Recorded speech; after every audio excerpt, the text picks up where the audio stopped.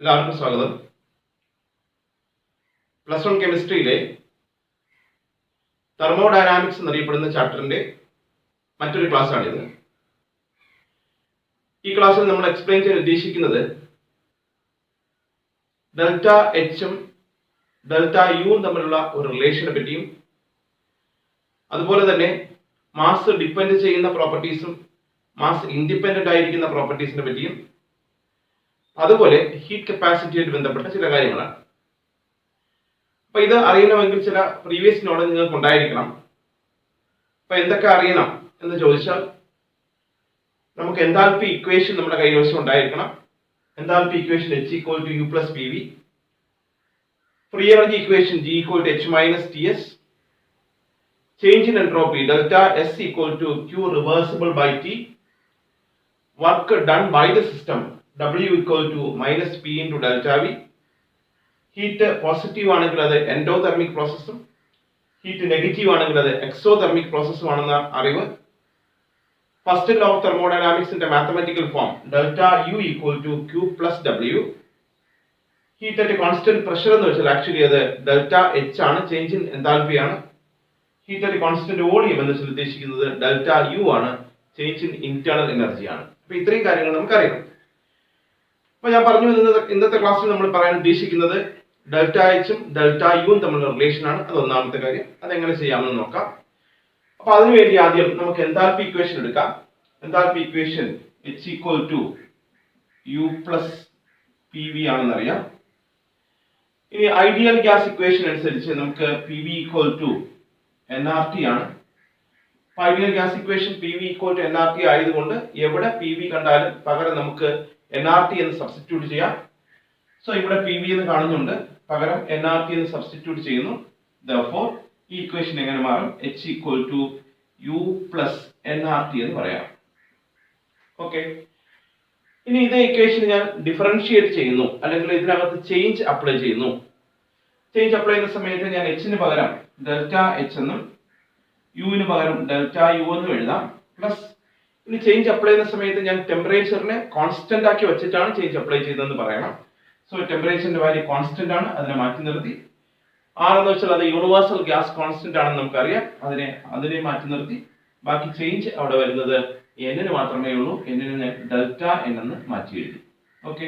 അപ്പോൾ delta എച്ചും delta യുവും തമ്മിലുള്ള relation എന്താണ് എന്ന് ചോദിച്ചാൽ നമ്മൾ ഇന്ന് പഠിക്കുന്ന ആദ്യത്തെ കാര്യം അതാണ്. derive the relation between delta H and delta U എന്ന് ചോദിച്ചാൽ നമുക്ക് ഇങ്ങനെ പറയാം, delta H=delta U plus delta N RT എന്ന് പറയാം. അപ്പൊ അതിൽ ഓരോ ടേംസ് ആയിട്ട് നമ്മൾ പരിശോധിച്ചാൽ ഡെൽറ്റ H എന്ന് വെച്ചാൽ നമുക്ക് എല്ലാവർക്കും അറിയാം അത് ഹീറ്റ് അറ്റ് കോൺസ്റ്റന്റ് പ്രഷർ ആണെന്ന് അറിയാം. ഡെൽറ്റ U അത് ഹീറ്റ് അറ്റ് കോൺസ്റ്റന്റ് വോളിയം ആണെന്ന് അറിയാം. സോ ഈ ഫോമിനെ നമുക്ക് ഇങ്ങനെ വേണമെങ്കിൽ മോഡിഫൈ ചെയ്യാം. Q at constant pressure Q at constant volume plus delta N into RT എന്ന് നമുക്ക് മനസ്സിലാവുന്നുണ്ട്. ഓക്കെ. അപ്പൊ ഇതിനെ ഇങ്ങനെയും എഴുതാമെന്ന് ഓർമ്മിച്ചോളാം. അപ്പൊ രണ്ട് പുതിയ ഫോർമുലകൾ കൂടെ നമുക്ക് അറിയാം. പ്രോബ്ലം ചെയ്യാൻ ഈ ഫോർമുലകൾ ഉപയോഗിച്ച് പ്രോബ്ലം ചെയ്യാൻ ചോദിക്കാറുണ്ടെന്ന് ഓർമ്മിക്കുക. അപ്പൊ ഇതിൽ ഓരോ ടേംസ് ഒന്നുകൂടെ വിശദമാക്കി പഠിച്ചാൽ ഡെൽറ്റ H എന്താണെന്ന് മനസ്സിലായിട്ടുണ്ട്. അതിനെ ഒന്നുകിൽ ചേഞ്ച് ഇൻ എൻതാൽപ്പി എന്ന് പറയണം, അല്ലെങ്കിൽ ഹീറ്റ് അറ്റ് കോൺസ്റ്റന്റ് പ്രഷർ എന്ന് പറയണം. ഡെൽറ്റ യു എന്താണെന്ന് ചോദിച്ചാൽ നിങ്ങൾ ഒന്നുകിൽ അതിനെ ചേഞ്ച് ഇൻ ഇന്റേണൽ എനർജി എന്ന് പറയണം, അല്ലെങ്കിൽ ഹീറ്റ് അറ്റ് കോൺസ്റ്റന്റ് വോളിയം എന്ന് പറയാം. ഇനി R എന്താണെന്ന് ചോദിച്ചാൽ R എന്ന് വെച്ചാൽ യൂണിവേഴ്സൽ ഗ്യാസ് കോൺസ്റ്റന്റ് ആണ്. അതിന്റെ value 8.314 joule kelvin raise to -1 mode raise to -1 ആണ്. 8.314 joule kelvin raise to -1 mode raise to -1 ആണ്. ഓക്കെ. ഇനി T എന്ന് വെച്ചാൽ ടെമ്പറേച്ചർ ആണ്. ടെമ്പറേച്ചർ ഇൻ അബ്സല്യൂട്ട് സ്കെയിൽ എന്ന് ഉദ്ദേശിക്കുന്നത് കെൽവിൻ സ്കെയിലുള്ള ടെമ്പറേച്ചറിന്റെ വാല്യൂ ആണെന്ന് ഓർമ്മിക്കുക. ഇനി ഡെൽറ്റ N എന്താണ് എന്ന് പരിശോധിക്കുന്ന സമയത്ത് ഡെൽറ്റ N നമുക്ക് ഇങ്ങനെ പറയാം. ആദ്യം change in number of moles എന്ന് പറയാം. ഓക്കെ. അപ്പോൾ ഡെൽറ്റ നെ പറ്റി ഒന്നുകൂടെ നമുക്ക് ഓർമ്മിക്കാം. ഈ ഫോർമുലയിൽ delta N change in number of moles ആണ്. അപ്പൊ എങ്കിൽ ഞാൻ ഒരു എക്സാമ്പിൾ കാണിച്ചു തരാം. CH4 plus O2 gives CO2 plus 2H2O 2O2. Okay. അപ്പൊ CH4 എന്ന് വെച്ചാൽ മീത്തേൻ ആണ്. മീത്തേൻ ഒരു ഗ്യാസ് ആണ്. അപ്പൊ ഞാൻ അവിടെ സ്റ്റേറ്റ് കൂടെ കാണിക്കാം. G ഓക്സിജൻ ഗ്യാസ് ആണെന്ന് അറിയാം. കാർബൺ ഡൈ ഓക്സൈഡ് ഗ്യാസ് ആണ്. വാട്ടർ എന്നുള്ളത് ലിക്വിഡ് ആണ്. ഓക്കെ. അപ്പൊ എങ്കിൽ ഈ റിയാക്ഷന്റെ ഡെൽറ്റ N എന്താണ് എന്ന് ചോദിക്കുന്ന സമയത്ത് ഒറ്റ നോട്ടത്തിൽ നമുക്ക് തോന്നും number of moles of product minus number of moles of reactant എന്നൊരു ഫോമിൽ അപ്ലൈ നമുക്ക് എഴുതാം എന്ന് തോന്നും. ശരി, അങ്ങനെയാണെങ്കിൽ number of moles of product എത്രയാണെന്ന് ചോദിച്ചാൽ ഇവിടെ നമ്പർ ഓഫ് മോൾസ് 2 ഉണ്ട്, ഇവിടെ നമ്പർ ഓഫ് മോൾ 1 ഉള്ളൂ. So number of moles of product equal to 3 എന്ന് എഴുതാം. അതുപോലെ തന്നെ number of moles of reactant എന്താണെന്ന് ചോദിച്ചാൽ ഇവിടെ റിയാക്ടൻ നമ്പർ ഓഫ് മോൾസ് 2 ആണ്, പ്രോഡക്റ്റ് നമ്പർ പിന്നെ ഇവിടെ 2 ഇവിടെ 1 അടുത്ത് 3 ആണ്. അപ്പോൾ number of moles of product 3 ആണ്, അതുപോലെ തന്നെ നമ്പർ ഓഫ് മോൾസ് ഓഫ് റിയാക്ടനും 3 ആണ്. സോ 3 - 3 = 0 എന്ന് നമുക്ക് ആദ്യത്തെ ഘട്ടത്തിൽ തോന്നാം. അപ്പൊ ഇങ്ങനെ തോന്നുന്ന സമയത്ത് ശ്രദ്ധിക്കേണ്ട ഒരു കാര്യമുണ്ട്. ഞാൻ എഴുതിയ ഡെൽറ്റാനെ പറ്റി പറയുന്ന സമയത്ത് ഒരു കാര്യം കൂടെ ഓർമ്മിക്കാനുണ്ട്. ഡെൽറ്റ ഈക്വൽ ടു ഇവിടെ 0 അല്ല, പകരം ഞാൻ ഒരു കാര്യം കൂടെ എഴുതണം. അത് വേറൊന്നുമല്ല, ഈ ഡെൽറ്റ എന്ന് മാത്രം എഴുതിയാൽ പോരാ, അവന്റെ കൂടെ ജി എന്ന് കൂടെ ചേർക്കണം. ജി എന്ന് വെച്ചാൽ എന്താണ് ഉദ്ദേശിക്കുന്നത് ചോദിച്ചാൽ അവിടെ change in number of moles കണ്ടുപിടിക്കുന്ന സമയത്ത് ഗ്യാഷ്യസ് സ്റ്റേറ്റിലുള്ള ആൾക്കാരെ മാത്രമേ പരിഗണിക്കാൻ പാടുള്ളൂ എന്ന് ഓർമ്മിക്കുക. സോ ഞാൻ ഇവിടെ change in number of moles എന്നല്ല എഴുതേണ്ടത്, പകരം change in number of moles in gaseous state എന്നാണ് എഴുതേണ്ടത്. ഓക്കെ, അപ്പൊ നമുക്ക് കാര്യങ്ങൾ ഒന്നുകൂടെ ഓർമ്മിക്കാം. നമ്മളിപ്പോൾ ആദ്യം സംസാരിക്കുന്നത് relation between delta H and delta U ആണ്. അത് നമ്മൾ ഡെറൈവ് ചെയ്ത് കഴിഞ്ഞു. ഇനി പരീക്ഷയ്ക്ക് അത് ഫോർമുല ചോദിക്കാം, അല്ലെങ്കിൽ അതിന്റെ പ്രോബ്ലം ചെയ്യുന്ന സമയത്ത് അത് ചോദിക്കാം. അപ്പൊ ഇനി എവിടെ പറഞ്ഞാലും ശരി, relation between delta H and delta U എന്താണെന്ന് ചോദിച്ചാൽ നിങ്ങൾ ഇങ്ങനെ പറയണം: delta H equal to delta U plus delta N G R T എന്ന് പറയണം. ജി എന്നൊരു വാക്ക് നിർബന്ധമാണോ എന്ന് ചോദിച്ചാൽ ഉറപ്പായും പറയണം, അത് നിർബന്ധമാണ്. ജിയുടെ വാല്യൂ അല്ലെങ്കിൽ ഗ്യാഷ്യസ് സ്റ്റേറ്റിലുള്ള ആൾക്കാരെ മാത്രമേ ഡെൽറ്റ കണ്ടുപിടിക്കാൻ നേരത്ത് ഉപയോഗിക്കാവുന്ന ഓർമ്മിക്കാം. അതുപോലെ Q P equal to Q B plus delta N G R T എന്ന് പറയണം. അപ്പൊ എങ്കിൽ ഈ ഇക്വേഷനിൽ ആക്ച്വൽ ഡെൽറ്റ എത്രയെന്ന് ചോദിച്ചാൽ ഡെൽറ്റ അല്ല, ആക്ച്വലി അത് ഡെൽറ്റ എൻ ജി ആണ്. നമുക്ക് ഒന്നുകൂടെ പരിശോധിക്കാം. Number of moles of product in gaseous state നോക്കുന്ന സമയത്ത് ഇത് ലിക്വിഡ് ആണ്, ഇത് കൂട്ടാൻ കഴിയില്ല. Number of moles of product in gaseous state അത് 1 ഉള്ളൂ. സോ 1 ആണത്. ഇനി number of moles of reactant in gaseous state 2 1 3 2 gas ആണ്. സോ 3 ഈക്വൽ ടു ആക്ച്വലി അത് -2 ആണെന്ന് ഓർമ്മ വെക്കണം. അപ്പൊ ഈ റിയാക്ഷനെ സംബന്ധിച്ചിടത്തോളം ഡെൽറ്റ ഈക്വൽ ടു 0 അല്ല, പകരം ഡെൽറ്റ ഈക്വൽ ടു -2 ആണെന്ന് ഓർമ്മിക്കുക. ഓക്കെ, അപ്പൊ ഇന്നത്തെ ക്ലാസ്സിൽ നമ്മൾ ആദ്യം സംസാരിച്ചത് relation between delta H and delta U ആണ്. ആ ഫോർമുല ഡെറൈവ് ചെയ്യാൻ അറിയാം. ഇനി ആ ഫോർമുലയായിട്ട് ബന്ധപ്പെട്ട് എപ്പോൾ ചോദിച്ചാലും ആ ഫോർമുലയെ പറ്റി അറിയണം. Delta H equal to delta U plus delta M G R T എന്ന് പറയണം. ജി എന്നുള്ളത് നിർബന്ധമാണ്. ഗ്യാഷ്യസ് സ്റ്റേറ്റിലുള്ള change in number of moles തന്നെ നമ്മൾ കൺസിഡർ ചെയ്യണമെന്ന് ഓർമ്മിച്ചോണം. ഇനി അടുത്ത പ്രോബ്ലം ചെയ്യുന്ന സമയത്ത് പ്രോബ്ലം ഇങ്ങനെ ചോദിക്കാം. പിന്നെ ഡെൽറ്റ എച്ചിന്റെ വാല്യൂ തന്നിട്ട് ഡെൽറ്റ യു കണ്ടുപിടിക്കാൻ ചോദിക്കാം.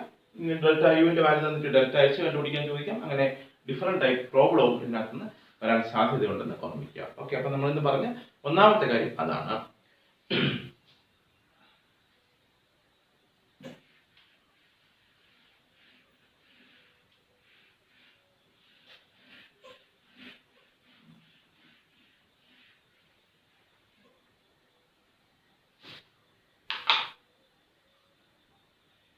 ശരി, ഇനി രണ്ടാമത്തെ കാര്യത്തിലേക്ക് വരാം.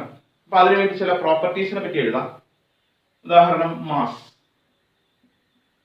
പിന്നെ വോളിയം, പിന്നെ energy, heat capacity, internal energy, density, surface tension, molar heat capacity, molar volume, boiling point അല്ലെങ്കിൽ ടെമ്പറേച്ചർ.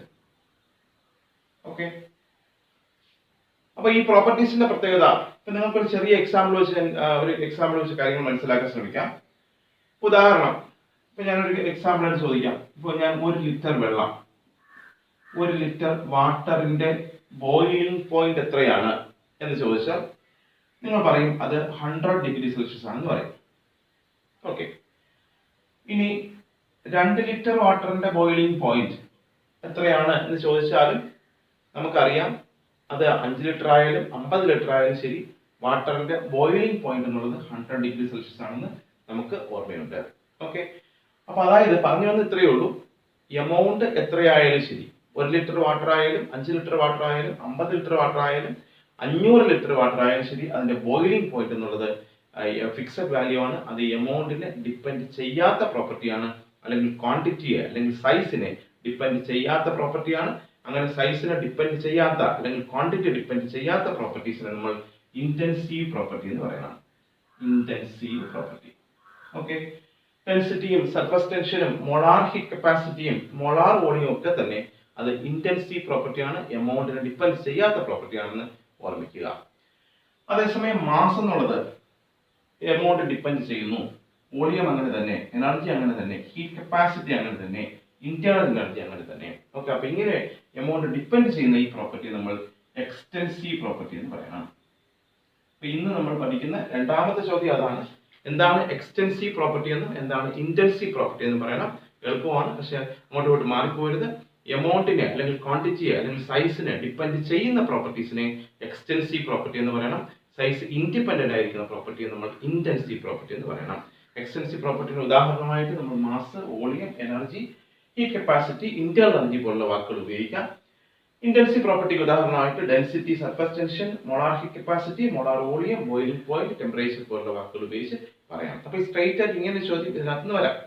ഇനി അടുത്ത് നിങ്ങൾക്ക് ചോദിക്കാം, രണ്ട് എക്സ്റ്റൻസീവ് പ്രോപ്പർട്ടീസിന്റെ റേഷ്യോ ഇന്റൻസീവ് പ്രോപ്പർട്ടി ആയിട്ട് വരാമോ എന്ന് ചോദിക്കുന്ന സമയത്ത് നിങ്ങൾ പറയണം അങ്ങനെ വരാൻ സാധ്യതയുണ്ട്.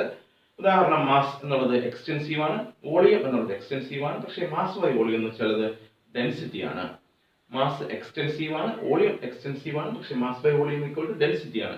മാസും എക്സ്റ്റൻസീവ് ആണ്, വോളിയം എക്സ്റ്റൻസീവ് ആണ്, ഡെൻസിറ്റി എന്നുള്ളത് ഇന്റൻസീവ് പ്രോപ്പർട്ടി ആണ്. ഇനി മറ്റൊരു ചോദ്യം വൺ വേർഡ് ക്വസ്റ്റ്യൻ ചോദിക്കാൻ സാധ്യതയുള്ളത്, ഹീറ്റ് കപ്പാസിറ്റി എന്നുള്ളത് ഡാഷ് പ്രോപ്പർട്ടി ആണ്, അത് എക്സ്റ്റൻസീവ് പ്രോപ്പർട്ടി ആണ്. പക്ഷേ മോളാർ ഹീറ്റ് കപ്പാസിറ്റി എന്നുള്ളത് ഇന്റൻസീവ് പ്രോപ്പർട്ടി ആണെന്ന് ഓർമ്മിക്കാം. അപ്പൊ ഇങ്ങനെയുള്ള ചോദ്യങ്ങൾ അതിനകത്ത് നമുക്ക് സാധ്യതയുണ്ട്. ഓക്കെ, അപ്പൊ ഇതുവരെ പറഞ്ഞ രണ്ട് കാര്യങ്ങളെ പറ്റിയാണ് നമ്മൾ സംസാരിച്ചത്. ഒന്നാമത്തെ കാര്യം എന്ന് വെച്ചാൽ നമ്മുടെ ഒരു ഡെറിവേഷൻ, ഡെൽറ്റ ഐസും ഡെൽറ്റ ഐയും തമ്മിലുള്ള ഒരു റിലേഷൻ ഡെറൈവ് ചെയ്തു. രണ്ടാമത്തെ ഒരു കാര്യം എന്ന് വെച്ചാൽ എക്സ്റ്റൻസീവ് പ്രോപ്പർട്ടി എന്താണ്, ഇന്റൻസീവ് പ്രോപ്പർട്ടി എന്താണെന്ന് നമ്മൾ വിശദമായി മനസ്സിലാക്കി. അപ്പൊ ഇനി മൂന്നാമത്തെ ഒരു കാര്യം എന്ന് വെച്ചാൽ നമ്മൾ ഹീറ്റ് കപ്പാസിറ്റിയെ പറ്റി വിശദമായി പഠിക്കുന്നു.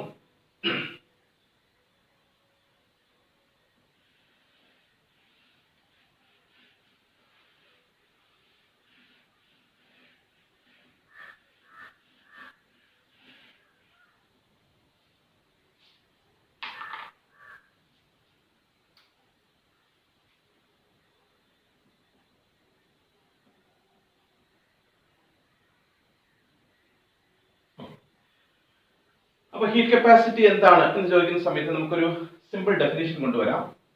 അപ്പൊ അതിനുവേണ്ടി ഞാനൊരു സബ്സ്റ്റൻസ് എടുത്തു. ആ സബ്സ്റ്റൻസ് ഏതാണെന്ന് ഞാൻ പറയുന്നില്ല, ഏതോ ഒരു സബ്സ്റ്റൻസ് ആയിക്കോട്ടെ. ഇനി അതിന്റെ നിലവിലെ ടെമ്പറേച്ചർ വാല്യൂ ഒരു 25 ഡിഗ്രി സെൽഷ്യസ് ആണെന്ന് വെച്ചോ. ഇനി ഞാൻ ഈ സബ്സ്റ്റൻസിനെ ഹീറ്റ് ചെയ്യുന്നു. ഹീറ്റ് ചെയ്യുന്ന സമയത്ത് ഒരു 50 കിലോ ജൂൾ കൊടുക്കുന്ന സമയത്ത് ഈ സബ്സ്റ്റൻസിന്റെ ടെമ്പറേച്ചർ വാല്യൂ 25 എന്നുള്ളത് 26 റൈസ് ചെയ്യുന്നു. ഓക്കെ, ഒന്നുകൂടെ ഓർമ്മിക്കാം. അപ്പൊ നമ്മുടെ ഉദ്ദേശം ഹീറ്റ് കപ്പാസിറ്റിയെ പറ്റി പഠിക്കുക. അപ്പൊ അതിനുവേണ്ടി ഞാനൊരു സബ്സ്റ്റൻസ് എടുത്തു. ആ സബ്സ്റ്റൻസിന്റെ പേരൊന്നും ഞാൻ പറഞ്ഞില്ല, ഏതോ ഒരു സബ്സ്റ്റൻസ് ആയിക്കോട്ടെ. ഇനി അതിന്റെ അളവൊന്നും പറഞ്ഞില്ല, അത് എത്ര അളവാണോ ഇരുന്നോട്ടെ. പക്ഷെ അതിന്റെ ടെമ്പറേച്ചർ വാല്യൂ ഞാൻ പറഞ്ഞു, അത് 25 ഡിഗ്രി സെൽഷ്യസ് ആണ്. ഇനി ആ 25 ഡിഗ്രി സെൽഷ്യസ് ഉള്ള ആ സബ്സ്റ്റൻസിനെ ഞാൻ ഹീറ്റ് ചെയ്യുന്നു. അങ്ങനെ 50 കിലോ ജൂൾ ഹീറ്റ് ചെയ്യുന്ന സമയത്ത് അത് 25 എന്നുള്ളത് 26 ആയി മാറിയിട്ടുണ്ട്. അപ്പൊ എങ്കിൽ ഞാൻ ഈ പറഞ്ഞിരിക്കുന്ന 50 കിലോ ജൂൾ ഹീറ്റിനെ ക്യൂവിനെ വിളിക്കേണ്ട പേരാണ് ഹീറ്റ് കപ്പാസിറ്റി എന്ന് അറിയപ്പെടുന്നത്. അപ്പോൾ ഹീറ്റ് കപ്പാസിറ്റി എന്താണെന്ന് ചോദിച്ചാൽ അത് എമൗണ്ട് ഓഫ് ഹീറ്റ് ആണെന്ന് ഒരു സംശയമില്ല. അത് എമൗണ്ട് ഓഫ് ഹീറ്റ്, അത് small change in amount of heat ആയതുകൊണ്ട് ഞാൻ അതിന് dq എന്ന് എഴുതുന്നുണ്ട്. ഇനി എന്തിനു വേണ്ടി ഉപയോഗിച്ചെന്ന് ചോദിച്ചാൽ നമുക്ക് ഒരു സബ്സ്റ്റൻസിന്റെ temperature value 1 degree, temperature value T value 1 degree rice ചെയ്യാൻ dt ഉപയോഗിക്കുന്ന ഹീറ്റ് കപ്പാസിറ്റി ആണ്. അപ്പൊ എങ്കിൽ നമുക്ക് ഹീറ്റ് കപ്പാസിറ്റിയെ dq/dt എന്ന് എഴുതാം. അതിന് സാധാരണ C എന്ന് റെപ്രസെന്റ് ചെയ്യാറുണ്ടെന്ന് ഓർമ്മിക്കുക. ഓക്കെ, അപ്പൊ ഹീറ്റ് കപ്പാസിറ്റിയുടെ ഡെഫിനിഷൻ ആണ് നമ്മളിപ്പോൾ സംസാരിച്ചത്. Heat capacity is the amount of heat. Heat capacity എന്ന് വെച്ചാലും അത് ഹീറ്റ് തന്നെയാണ്. Amount of heat required to raise the temperature of a substance by 1 degree Celsius. ഒരു സബ്സ്റ്റൻസിന്റെ ടെമ്പറേച്ചർ വാല്യൂ 1 ഡിഗ്രി റൈസ് ചെയ്യാൻ ആവശ്യമായ എമൗണ്ട് ഓഫ് ഹീറ്റിനെയാണ് ഹീറ്റ് കപ്പാസിറ്റി എന്ന വാക്കുകൊണ്ട് ഉദ്ദേശിക്കുന്നത്. ഹീറ്റ് കപ്പാസിറ്റി കണ്ടുപിടിക്കാൻ ഉപയോഗിക്കുന്ന ഫോർമുല C = dq/dt ആണെന്ന് ഓർമ്മിക്കുക. ഇനി ഹീറ്റ് കപ്പാസിറ്റിയുടെ പ്രത്യേകത, ഹീറ്റ് കപ്പാസിറ്റി രണ്ട് തരത്തിൽ നമുക്ക് മെഷർ ചെയ്യാം. കോൺസ്റ്റന്റ് പ്രഷർ ആണെങ്കിൽ ഞാൻ Cp എന്ന് എഴുതാം. എങ്കിൽ ഞാൻ dqp/dt എന്ന് എഴുതി. അതുപോലെ തന്നെ കോൺസ്റ്റന്റ് വോളിയം ആണെങ്കിൽ ഞാൻ Cv എന്ന് എഴുതി, അതായത് dqv/dt. ഓക്കെ, നമുക്ക് എല്ലാവർക്കും അറിയാം ഹീറ്റ് അറ്റ് കോൺസ്റ്റന്റ് പ്രഷർ എന്ന് വെച്ചാൽ അത് ഡെൽറ്റ എച്ച് ആണ്. അപ്പൊ അതുകൊണ്ട് തന്നെയാണ് C P equal to D delta H അല്ലെങ്കിൽ ഡി എച്ച് എന്ന് സിംപ്ലിഫൈ ചെയ്ത് എഴുതാം ബൈ ഡി ടി. അതുപോലെ തന്നെ C V equal to Q at constant volume എന്ന് വെച്ചാൽ അത് ഡെൽറ്റ യു ആണ് എങ്കിൽ ഞാൻ അതിനെ D U by D T എന്ന് എഴുതാം. ഓക്കെ, അപ്പൊ ഹീറ്റ് കപ്പാസിറ്റി രണ്ട് തരത്തിലുണ്ട്, സി പിയും സി വി ഉണ്ട്. സി പി കണ്ടുപിടിക്കാൻ ഉപയോഗിക്കുന്ന formula C P equal to D H by D T ആണ്. സി വി കണ്ടുപിടിക്കാൻ ഉപയോഗിക്കുന്ന formula C V equal to D U by D T ആണെന്ന് ഓർമ്മിക്കാം. ഇനി ഇവർ തമ്മിലൊന്ന് റിലേറ്റ് ചെയ്യാം. അതിനുവേണ്ടി നമ്മുടെ കൈവശം എൻതാൽപ്പി ഇക്വേഷൻ ഉണ്ട്. H equal to U plus P V ഉണ്ട്. ഞാൻ പറഞ്ഞു ഇവിടെ പി വി കണ്ടാലും എൻ ആർ ടി സബ്സ്റ്റിറ്റ്യൂട്ട് ചെയ്യാം. പക്ഷെ ഞാൻ ഇവിടെ ഒരു മോളിന്റെ കേസ് എടുക്കുന്നുണ്ട്. P V equal to R T for 1 mole എടുത്തു. അപ്പൊ എനിക്ക് H equal to U plus R T എന്ന് എഴുതാം. ഇനി ഈ ഫോർമുല ഞാൻ ഒന്ന് ഡിഫറൻഷിയേറ്റ് ചെയ്യുന്നു with respect to D T. D T വെച്ച് ഡിഫറൻഷിയേറ്റ് ചെയ്യാൻ പോകുന്നു. അതായത് എച്ചിന് പകരം ഞാൻ ഇങ്ങനെ എഴുതുന്നു D by D T of H equal to യുവിന് പകരം ഇങ്ങനെ എഴുതാം D by D T of U plus R എന്നുള്ളത് ഒരു കോൺസ്റ്റന്റ് ആണ്. ആർ അങ്ങനെ എഴുതി. D by D T of T എന്ന് വെച്ചാൽ നമുക്കറിയാം D T by D T ആണ്. D T by D T എന്ന് വെച്ചാൽ ഒന്നാണ്. D T by D T എന്ന് വെച്ചാൽ നമുക്ക് ഒന്നാണെന്ന് അറിയാം. ഓക്കെ, ഇനി D H by D T എന്താണെന്ന് നമ്മളിവിടെ എഴുതിയിട്ടുണ്ട്. D H by D T equal C P ആണ്, അത് കൊടുത്തു. D U by D T എന്താണെന്ന് അറിയാം, അത് സി വി ആണ് പ്ലസ് ബാക്കി അവശേഷിക്കുന്നത് ആർ ആണ്. ചുരുക്കം പറഞ്ഞാൽ C P minus C V equal to R എന്നറിയപ്പെടുന്ന പ്രശസ്തമായ ഫോർമുലയാണ് നമ്മളിപ്പോൾ സംസാരിച്ചത്. ഈ ഫോർമുല അറിയപ്പെടുന്ന പേര് മേയേഴ്സ് റിലേഷൻ എന്ന പേരിൽ അറിയപ്പെടണം. റിലേഷൻ. ഓക്കെ, ഇന്നത്തെ ക്ലാസ്സിൽ നമ്മൾ സംസാരിച്ചത് 3 കാര്യങ്ങളാണ്. ഒന്നാമത്തെ കാര്യം ഡെൽറ്റ എച്ചും ഡെൽറ്റ യു റിലേറ്റ് ചെയ്യുന്ന ഫോർമുല നമ്മൾ ഡിറൈവ് ചെയ്തു. അതുമായിട്ട് ബന്ധപ്പെട്ട പ്രോബ്ലത്തിന്റെ സാധ്യത, ഡെൽറ്റ കണ്ടുപിടിക്കുന്ന സമയത്ത് ശ്രദ്ധിക്കേണ്ട കാര്യങ്ങൾ. പിന്നെ അതുപോലെ തന്നെ ഇന്റൻസീവ് പ്രോപ്പർട്ടി എന്താണ്, എക്സ്റ്റൻസീവ് പ്രോപ്പർട്ടി എന്താണ്, അത് ഡയറക്റ്റ് ചോദ്യങ്ങൾ വരാം, അത് അങ്ങോട്ട് മാറിപ്പോകാൻ സാധ്യതയുണ്ട്. പിന്നെ അതുകൂടാതെ അതിനകത്ത് 1 വേർഡ് ക്വസ്റ്റ്യൻസും സാധ്യതയുണ്ട്. ഹീറ്റ് കപ്പാസിറ്റി എന്നുള്ളത് ആക്ച്വലി അത് എക്സ്റ്റൻസീവ് പ്രോപ്പർട്ടിയാണ്. പക്ഷേ മോളാർ ഹീറ്റ് കപ്പാസിറ്റി എന്നുള്ളത് ഒരു ഇന്റൻസീവ് പ്രോപ്പർട്ടിയാണ്. പിന്നെ അതിനുശേഷം നമ്മൾ പറഞ്ഞത് ഹീറ്റ് കപ്പാസിറ്റിയെ പറ്റിയാണ്. ഹീറ്റ് കപ്പാസിറ്റിയുടെ ഡെഫിനിഷൻ അറിയാം. ഹീറ്റ് കപ്പാസിറ്റി രണ്ട് തരത്തിലുണ്ട്, സി പിയും സി വി ഉണ്ട്. ഇനി C P equal to D H by D T ആണെന്നും C V equal to D U by D T ആണെന്നും അറിയാം. C P minus C V equal to R എന്നറിയപ്പെടുന്ന Mayer's relation derive ചെയ്യാനും അറിയാം. Okay, ഇത്രയും കാര്യങ്ങൾ നല്ലവണ്ണം പഠിക്കുക. ബാക്കി കാര്യങ്ങൾ തെർമോഡൈനാമിക്സിലെ ബാക്കി കാര്യങ്ങൾ നമുക്ക് അടുത്ത ക്ലാസ്സിൽ എക്സ്പ്ലെയിൻ ചെയ്യാം.